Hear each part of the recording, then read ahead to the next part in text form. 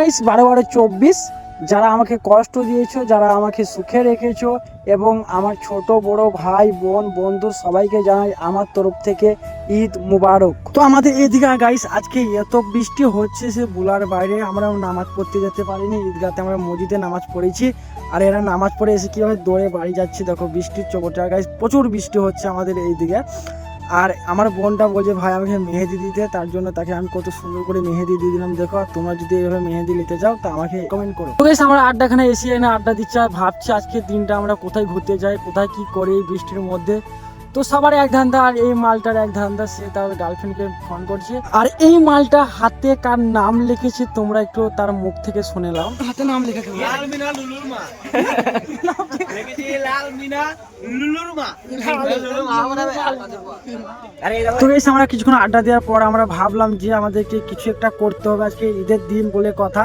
তো আমাদের যেই ভাবা সেই কাজ, আমরা চলে এলাম। তো গাইস আমরা চললাম একটা বক্সের দোকানে আমরা বক্স নিতে, কারণ আজকে আমরা কোথাও ঘুরতে যেতে পারবো না, যা বৃষ্টি হয়েছে।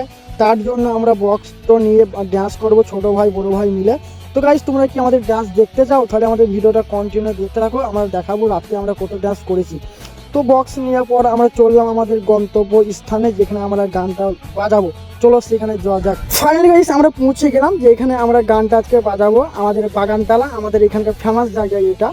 তো এইখানে আমরা বক্সটা ভালো করে সেট আপ করে দিলাম আমরা 4-5টা বন্ধু ভাই মিলে। তো আমরা আবার একটা কেলেঙ্কারিতে পড়ে গেলাম। কেলেঙ্কারিটা হচ্ছে যে গাইস আমাদেরকে কেউ কারেন্ট দিচ্ছে না, কারেন্ট দেয় না কেউ, খুব টেনশন মনের মধ্যে। ছেলেবেলা এখানে এনজয় দেবো, তার হচ্ছে না। আচ্ছা তারপর নাচুক কোন সালো নাচে আমি ওই দেখি।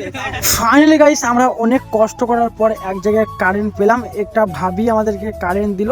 তো চলো তোমরা আমাদের প্রথম গানটা একটু শুনে নাও।